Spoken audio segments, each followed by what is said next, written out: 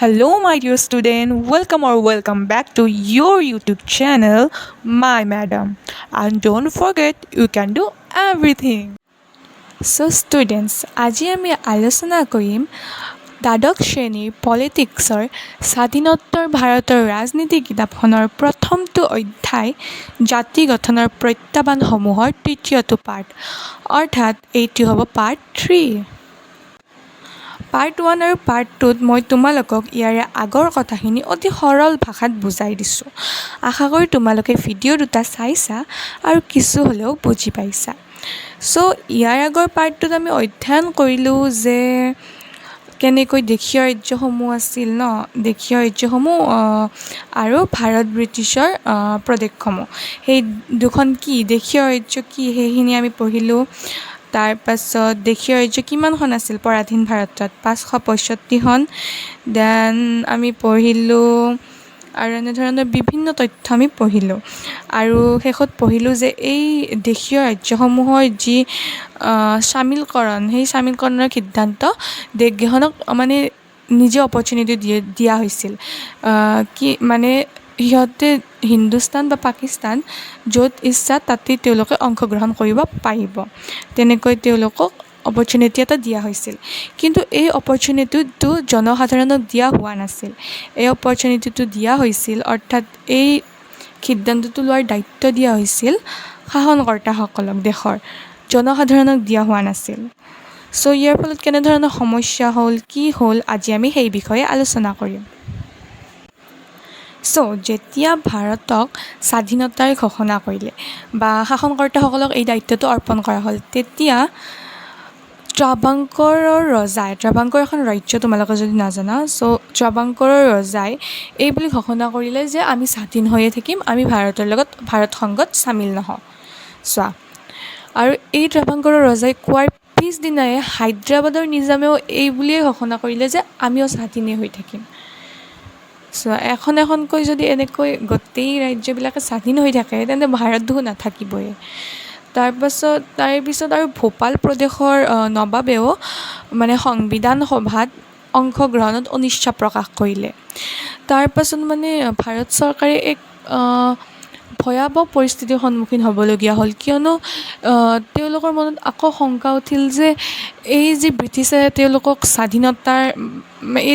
তেওঁলোকক অপৰচুনিটিটো দিলে, সেই অপৰচুনিটিটোৰ কাৰণে ভাৰত আকৌ খণ্ড খণ্ড হিচাপে বিভাগটো হৈ নাযায়, ভাৰত ধ্বংসটো হৈ নাযায়, সেই কথা তেওঁলোকৰ মনত উদয় হ'ল।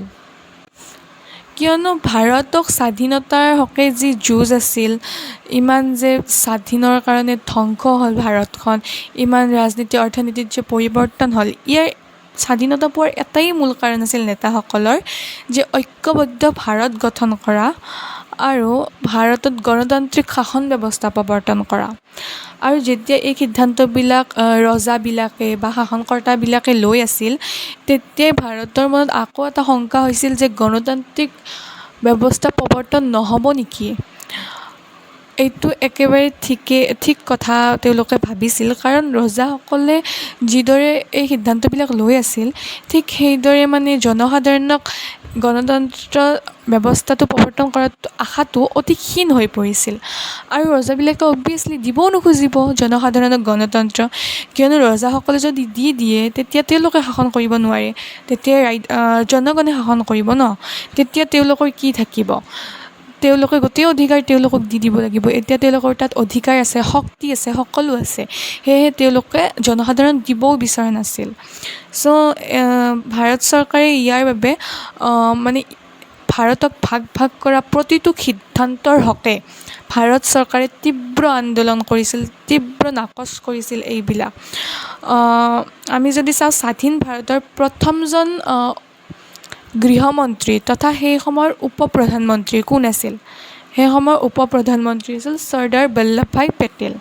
তোমালোকে নিশ্চয় নাম শুনিছা চৰ্দাৰ বল্লভভাই পেটেলৰ। তেওঁ অতি মহান আছিল, আমাৰ স্বাধীনতা সংগ্ৰামত তেওঁ এক গুৰুত্বপূৰ্ণ অংশ গ্ৰহণ কৰিছিল। তেখেতেই নিজেই মানে দেশীয় ৰাজ্যসমূহৰ লগত আলোচনা বিলোচনাত বহি বহুকেইখন দেশীয় ৰাজ্যকে ভাৰত সংঘত চামিল হ'বলৈ সন্মান কৰাইছিল আৰু সেইমতে বহুকেইখন দেশীয় ৰাজ্যই চামিল হৈছিলো। কিন্তু কিছুমান এনে ৰাজ্য আছিল যাক চামিলকৰণত অতি কষ্ট ভোগ কৰিবলগীয়া হৈছিল। আমি যদি চাওঁ বৰ্তমানৰ উৰিষ্যাটো চবেই জানে ন, বৰ্তমানৰ উৰিষ্যাখন আগতে কিমানখন সৰু সুৰা ৰাজ্যত ভাগ আছিল জানা তোমালোকে? 26খন সৰু সুৰা ৰাজ্য আছিল, অৰ্থাৎ দেশীয় ৰাজ্য আছিল 26খন বৰ্তমানৰ উৰিষ্যাখন। আকৌ গুজৰাটৰ যি সৌৰাষ্ট্ৰ আছে, সেই সৌৰাষ্ট্ৰ অঞ্চলত দেশীয় ৰাজ্য আগতে অৰ্থাৎ পৰাধীন ভাৰতত স্বাধীনতাৰ সময়ত 14খন সৰু সুৰা ৰাজ্য আছিল, 14খন ডাঙৰ ৰাজ্য আছিল আৰু 119খন সৰু সুৰা ৰাজ্য আছিল, অৰ্থাৎ দেশীয় ৰাজ্যৰে এই গুজৰাটৰ সৌৰাষ্ট্ৰ অঞ্চলটো গঢ়ি উঠিছিল। মানে ভাবা তোমালোকে 119খন সৰু দেশীয় ৰাজ্য আৰু 14খন ডাঙৰ দেশীয় ৰাজ্য লগ হৈহে গুজৰাটৰ সৌৰাষ্ট্ৰীয় অঞ্চলটো গঢ়ি উঠিছিল। মানে বৰ্তমানৰ গুজৰাটৰ সৌৰাষ্ট্ৰীয় অঞ্চলটো কিমান ডাঙৰ হ'ব লাগিব। আৰু এই গোটেইকেইখন দেশীয় ৰাজ্যই ভাৰত সংঘত চামিল হোৱা নোহোৱাক লৈ সেই সময়ত কঠোৰ বিবাদ চলি আছিল। চ' এই সমস্যাটোক আগত ৰাখি চৰকাৰৰ দৃষ্টিভংগী এনেকুৱা আছিল যে তিনিটা দৃষ্টিভংগী মূলতঃ গঢ় লৈ উঠিছিল। যে প্ৰথমটো হৈছে যে যিবিলাক জনসাধাৰণ আছিল দেশীয় ৰাজ্যসমূহৰ, তেওঁলোকে আমাৰ ভাৰত সংঘত চামিল হোৱাৰ কথা স্পষ্টভাৱে প্ৰকাশ কৰিছিল। দেন আকৌ তেওঁলোকে সেই সময়ত যিহেতু স্বাধীনতাৰ পিছত হত্যা হিংসা ইমান নাৰকীয় পৰিস্থিতিৰ মাজতো ভাৰতৰ বিভাজন ৰোধ কৰা, ভাৰত যে খণ্ড খণ্ড হিচাপে আকৌ বিভাজিত হ'ব লৈছিল, সেই বিভাজন ৰোধ কৰাটো এক গুৰুত্বপূৰ্ণ কাৰ্যসূচী হৈ পৰিছিল। দেন আমাৰ থাৰ্ডটো যদি আমি চাওঁ, ভাৰত চৰকাৰে মানে বিভিন্ন ৰাজ্যৰ স্বকীয়তা অক্ষুণ্ণ ৰখাৰ অৰ্থে খিষ্টাচাৰী ভাৱ গ্ৰহণ কৰিবলগীয়া হৈছিল। অৰ্থাৎ চোৱা, আমাৰ অসমত আমাৰ এটা ৰিলিজিয়ন আছে ন, আমি বেলেগ ভাষা কওঁ, আমি ভাৰতত থাকোঁ যদিও আমি হিন্দী ভাষা নকওঁ, আমি অসমীয়া ভাষা কওঁ। মই এতিয়া তোমালোকক অসমীয়াত বুজাই আছোঁ, তোমালোকে অসমীয়াত বুজি আছা। অৰ্থাৎ অসমীয়া কওঁ, বড়ো কওঁ, কাৰ্বি কওঁ, মিচিং কওঁ, আমি কিমান যে ভাষা কওঁ, বা বাহিৰত পাঞ্জাবী, মাৰাঠী, উৰ্দু, দেন কেৰেলাত বেলেগ ভাষা কয়, বেংগলী আছে, কিমান যে ভাষা আছে। সেই সকলোবোৰ ভাষা আৰু তেওঁলোকৰ ধৰ্ম ভাষা যাতে দমন নহয়, সেয়েহে চৰকাৰে অতি খিষ্টাচাৰী ভাৱ এটা পোষণ কৰিবলগীয়া হৈছিল যে তেওঁলোকক ভাৰত সংঘত চামিল কৰিব, কিন্তু তেওঁলোকৰ যাতে নিজৰ যি ৰিলিজিয়ন সেইটো যাতে বেয়া নহয়, তাৰ বাবে অতি সহজভাৱে খিষ্টাচাৰী মনোভাৱ এটা পোষণ কৰিবলগীয়া হৈছিল তেওঁলোকে, ভাৰত চৰকাৰে। চ' 1947 চনৰ 15 আগষ্টৰ আগে শান্তিপূৰ্ণভাৱে আলাপ আলোচনা আৰু বুজাবুজিৰ মাজেৰে বহুকেইখন দেশীয় ৰাজ্যই ভাৰতীয় সংঘত চামিল হ'বলৈ চামিলকৰণৰ দলিলত চহী কৰে। কিন্তু এই বহুকেইখন দেশীয় ৰাজ্য যদিও চামিল হৈছিল, কিন্তু ইয়াৰ মাজৰে কেইখনমান এনে ৰাজ্য আছিল যাক চামিলকৰণত বহু জটিলতাই দেখা দিছিল। আৰু ইয়াৰ ভিতৰত উল্লেখযোগ্য কেইখনমান ৰাজ্য হৈছে জুনাগড়, হায়দৰাবাদ, কাশ্মীৰ আৰু মণিপুৰ। অৱশ্যে জুনাগড়ত ভাৰতীয় সংঘত চামিল হোৱা নোহোৱা বিষয়ৰ ওপৰত পিছলৈ গণভোট অনুষ্ঠিত কৰা হৈছিল। অৰ্থাৎ গণতন্ত্ৰ বুলি ক'ব পাৰা, যে তুমি মই অৰ্থাৎ জনগণে ভোট দি এইটো নিৰ্ধাৰিত কৰিব যে তেওঁলোকে ভাৰতবৰ্ষৰ সংঘত চামিল হ'ব খোজে নে নোখোজে। আৰু এই গণভোটত জুনাগড়ৰ জনতাই ভাৰতীয় সংঘত চামিল হোৱাৰ সপক্ষে ৰায়দান কৰাৰ পিছত জুনাগড় ভাৰতৰ লগত চামিল হৈছিল। এনেদৰে জুনাগড়ো আমাৰ ভাৰতীয় সংঘত চামিল হ'ল। অৰ্থাৎ গোটেইকেইখন দেশীয় ৰাজ্যই এনেকৈ সৰু সৰু বিবাদৰ মাজেৰে ভাৰতীয় সংঘত চামিল হৈছিল। আমি এই কিতাপখনৰে 8ম অধ্যায়ত কাশ্মীৰৰ সমস্যাটোৰ বিষয়ে অধ্যয়ন কৰিম। এইটো অধ্যায়ত আমাক সেইটো কাশ্মীৰৰ যিটো ভাৰতীয় সংঘত কেনেকৈ হ'ল সেইটো আমাক নালাগে। এতিয়া আমি পঢ়িম যে হায়দৰাবাদ আৰু মণিপুৰ কেনেদৰে ভাৰত সংঘত চামিল হৈছিল। চ' কাশ্মীৰটো আমাক বৰ্তমান নালাগে, আমি জুনাগড় পঢ়িলোঁ, এতিয়া আমি হায়দৰাবাদ আৰম্ভ কৰোঁ আহা। চ' পৰাধীন ভাৰতত থকা আটাইতকৈ দেশীয় ৰাজ্যসমূহৰ ভিতৰত আটাইতকৈ ডাঙৰ দেশীয় ৰাজ্যখনে হৈছে হায়দৰাবাদ। আৰু বৰ্তমানো এই হায়দৰাবাদ মহাৰাষ্ট্ৰ, অন্ধ্ৰপ্ৰদেশ আৰু কৰ্ণাটকৰ কিছু কিছু অঞ্চললৈ বিস্তৃত হৈ আছে। আমাৰ যে হায়দৰাবাদৰ নিজাম থাকে, নিজাম মিনছ মহাৰাজ বা ৰজা, মানে যোনে ৰাজত্ব কৰে তাক হায়দৰাবাদত নিজাম বুলি কোৱা হয়। আৰু সেই নিজামে ভাৰতক ক'লে যে আমি স্বাধীনচিতীয়াভাৱে থাকিব বিচাৰোঁ, আমি মানে কি ভাৰতীয় সংঘত চামিল হ'ব নিবিচাৰোঁ, এনেকৈ ক'লে। তেতিয়া মানে কি ভাৰতীয় সংঘই বিচাৰিছিল যে হায়দৰাবাদ ভাৰতৰ লগত চামিল হওক, আৰু জনসাধাৰণেও হয়তো এইটো বিচাৰিছিল। কিন্তু হায়দৰাবাদৰ যি নবাব, সেই নবাবে ভাৰতৰ লগত এখন এবছৰীয়া চুক্তি কৰিলে, ভাৰতৰ লগত স্থিতি অৱস্থা বাহাল ৰখাৰ অৰ্থে, মানে ভাৰতৰ লগত মানে এক মানে ভাল সম্বন্ধ ৰখাৰ বাবে বা ভাৰতৰ লগত চামিল নোহোৱাৰ বাবে এখন এবছৰীয়া চুক্তি কৰিলে, যিখনৰ নাম আছিল ষ্টেণ্ড ষ্টিল এগ্ৰিমেণ্ট। এইটো এক ইম্পৰ্টেণ্ট প্ৰশ্ন হ'ব পাৰে যে সেই চুক্তিখনৰ নাম কি আছিল, এইটো প্ৰশ্ন আহিব পাৰে। সেয়েহে এইটো তোমালোকে ভালদৰে হাইলাইট কৰিবা যে ষ্টেণ্ড ষ্টিল এগ্ৰিমেণ্ট। চ' তাৰপাছত হায়দৰাবাদৰ জনতাই যেতিয়া এইখিনি কথা গম পালে যে নিজামে কৈছে ভাৰতীয় সংঘত চামিল নহয়, তেতিয়া অবভিয়াছলি কি জনতাই চামিল হ'ব বিচাৰে, বাট তাত গণতান্ত্ৰিক ব্যৱস্থা নাই। চ' জনসাধাৰণে কৰিব কি পাৰে, জনসাধাৰণৰ হাতততো একো পাৱাৰেই নাই ন, পাৱাৰ কি আছে জনসাধাৰণৰ হাতত, সেয়ে তেওঁলোকৰ এটাই অস্ত্ৰ যে আন্দোলন। সেয়েহে হায়দৰাবাদৰ জনতাই মিলি আন্দোলন কৰিবলৈ ল'লে। আৰু সেই সময়ত যি তেলেংগানা অঞ্চল আছে, হায়দৰাবাদৰ তেলেংগানা অঞ্চল আছে, এইটো সকলোৱে জানে। হায়দৰাবাদৰে সেই তেলেংগানা অঞ্চলখিনিত যি কৃষকসকল থাকে, সেই কৃষকসকলে মানে নিজামৰ দীৰ্ঘদিন ধৰি চলি অহা উৎপীড়ন আৰু দমনৰ মানে এক ক্ৰোধত সেই আন্দোলনে এক শক্তিশালী ৰূপ গ্ৰহণ কৰিছিল। মানে নিজামে সেই কৃষকসকলক বহু দিন ধৰি কৰ কাটল বহু বেছি লৈ আছিল, লগতে বিভিন্ন ধৰণৰ অত্যাচাৰ কৰিছিল। আৰু তেওঁলোকে যদি মানে তেওঁলোকৰ হকে মাত মাতিছিল ন, তেতিয়া তেওঁলোকক দমন কৰিছিল। অবভিয়াছলি ব্ৰিটিছে যেনেকৈ আমাক ভাৰতক দমন কৰিছিল, ঠিক তেনেকৈ এই হায়দৰাবাদৰ নিজামজনে মানে সেই হায়দৰাবাদৰ নাগৰিকখিনিক নিজৰ তলতীয়া কৰি ৰাখিছিল, দমন কৰি ৰাখিব বিচাৰিছিল। মানে তেওঁৰ ওপৰত কোনোৱেই নাই এনেকুৱা কৰি ৰাখিব বিচাৰিছিল যে গোটেই প্ৰদেশখনৰ তেওঁৱেই মানে স্বত্বাধিকাৰী। অবভিয়াছলি তেওঁৱেই হয়, কিন্তু মানে এজন ৰজা কেনেকুৱা হ'ব লাগে তোমালোকৰ মতে? এজন ৰজা প্ৰজাৰ হকে কাম কৰিব লাগে, না কি প্ৰজাক মানে দমন কৰাৰ হকে। চ' ৰজা হ'লে এজন ভাল ৰজা হ'ব লাগে।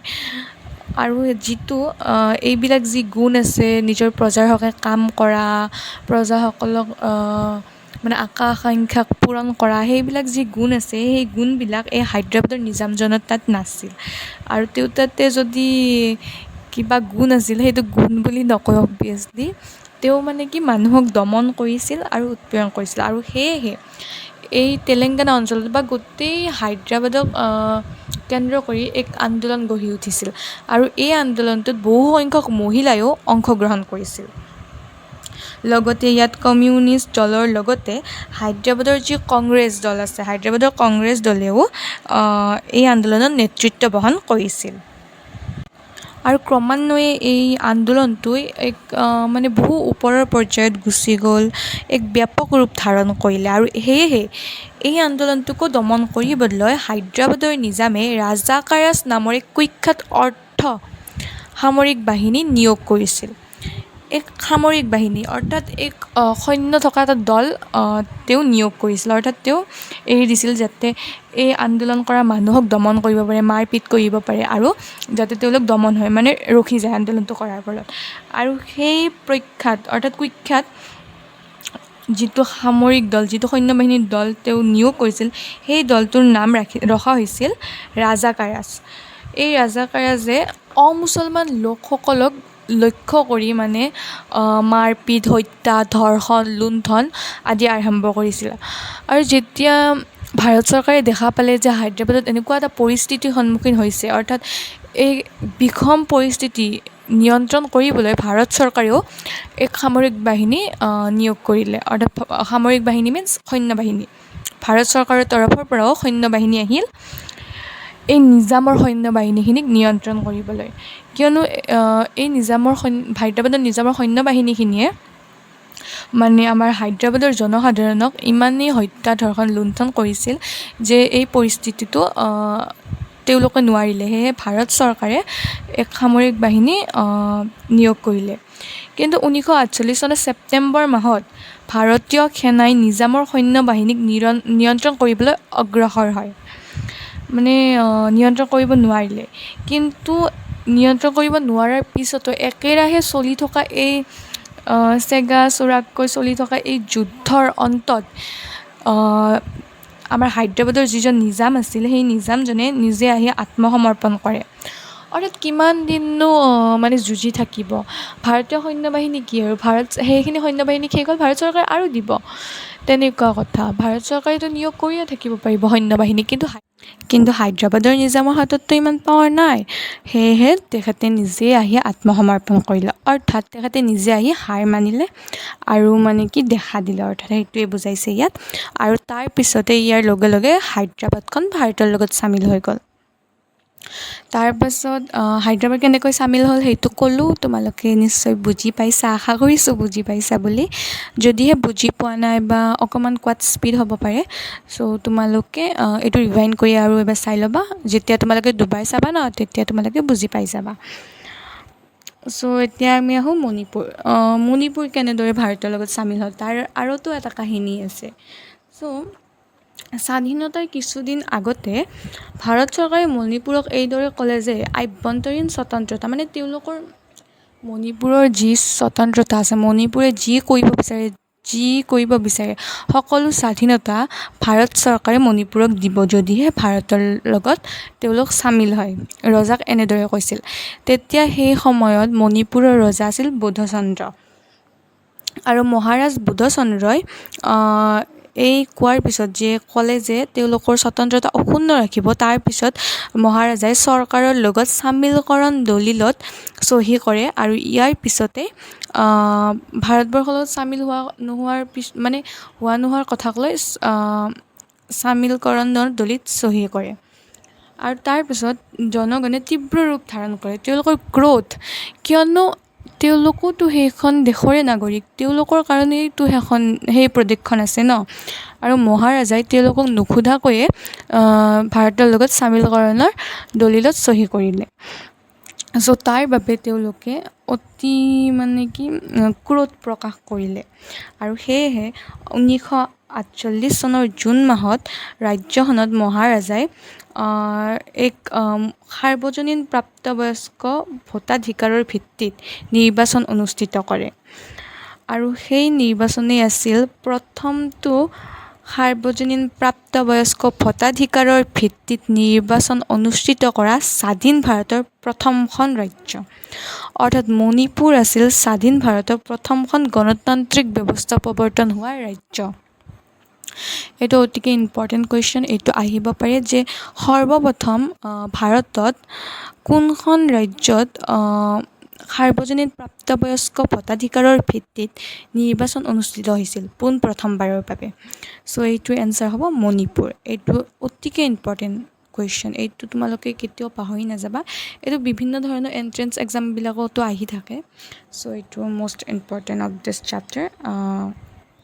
দেন যেতিয়া এই ইলেকশ্যনটো হ'ল ন, তেতিয়াও সঠিক সিদ্ধান্ত ল'ব পৰা নাছিল। নৱনিৰ্বাচিত মণিপুৰ বিধানসভাত ভাৰতৰ লগত চামিল হোৱা নোহোৱা প্ৰসংগক লৈ সদস্যসকলৰ মাজত তীব্ৰ মত পাৰ্থক্যই দেখা দিলে।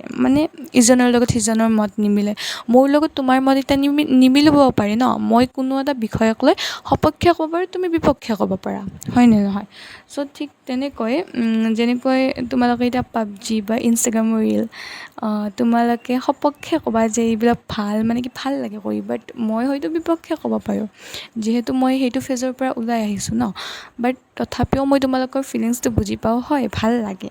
ঠিক তেনেকৈ তোমাৰ মোৰ মত যেনেকৈ নিমিলে ঠিক তেনেকৈ জনসাধাৰণৰ মত বা সদস্যসকলৰ মতৰ মাজত তীব্ৰ পাৰ্থক্য দেখা দিছিল আৰু ভাৰতীয় জাতীয় কংগ্ৰেছ মণিপুৰ ভাষাই ভাৰতৰ লগত চামিলকৰণৰ সপক্ষে সুদৃঢ় মত প্ৰকাশ কৰিছিল অৰ্থাৎ মণিপুৰৰ যি জাতীয় কংগ্ৰেছ আছিল সেই জাতীয় কংগ্ৰেছটোৱে মণিপুৰ যে ভাৰতৰ লগত চামিল হ'ব লাগে তাৰ কাৰণে সপক্ষে মত প্ৰকাশ কৰিছিল আৰু এনে পৰিস্থিতি চলি থকাৰ মাজতে মহাৰাজ বুধচন্দ্ৰই ভাৰতৰ লগত চামিল হৈ গ'ল অৰ্থাৎ 1949 চনৰ ছেপ্টেম্বৰ মাহত মহাৰাজা বুধচন্দ্ৰই ভাৰত চৰকাৰৰ লগত চামিলকৰণৰ চুক্তিত স্বাক্ষৰ কৰিছিল জনগণৰ নিৰ্বাচিত প্ৰতিনিধিৰে গঠিত বিধানসভাত কোনো ধৰণৰ আলোচনা বিলোচনা নকৰাকৈয়ে যে মণিপুৰৰ ৰজা বুধচন্দ্ৰই এই সিদ্ধান্তটো ল'লে তাৰ বাবে মণিপুৰত আকৌ এবাৰ